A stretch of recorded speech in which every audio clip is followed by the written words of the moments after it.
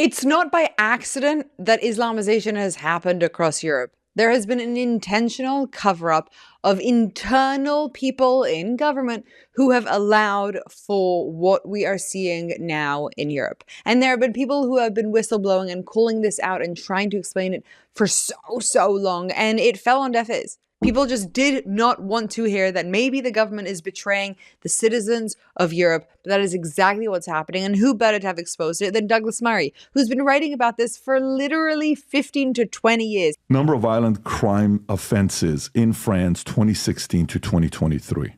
Okay. Damn. So it shows the growth, but it doesn't show. Rob, I have it from Statista. I just sent you the link if you can pull that up. And you'll notice a good amount of crime, almost a. Can anybody guess what's gonna happen? All the immigrants have come into France, and the crime has grown drastically. Could you imagine? 100% in the last 8 years. Mm-hmm. Oh my God. Okay, if you have that right there, Rob. That's what it's shown to 2023. Something happened. What did happen? Doubled. Well, we don't know because we don't have the facts.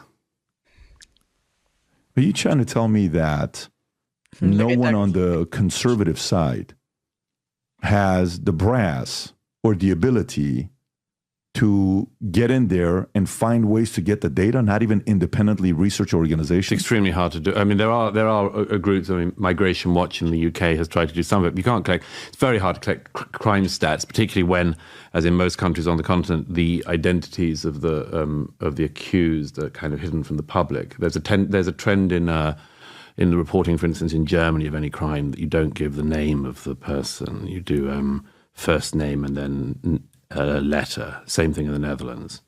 Now, of course, you can tell a certain amount from the first name. By the way, this is well. Let's just linger on this for a second. There is a reason for this. Is my point. There's a reason why you can't drill down into this. Look at if you want to do one that's been very controversial and very obvious in recent years, which is the increase in rapes in Sweden. This is an enormously toxic issue. Rape stats is something that is very important to collect properly. It's one of the most underreported crimes. A lot of women don't feel able to come forward. You should have a society in which people are willing to come forward, and you should have a society in which when an increase in rape happens or sexual assault, the society worries about it because something's going wrong. For instance, if it's that the men who are already in the society are suddenly really getting into raping, you would want to find out what was causing them to do that.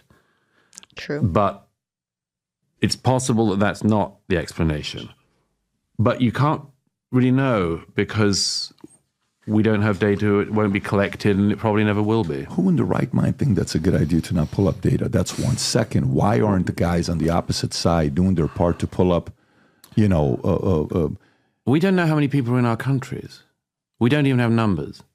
We round to the nearest million on illegals.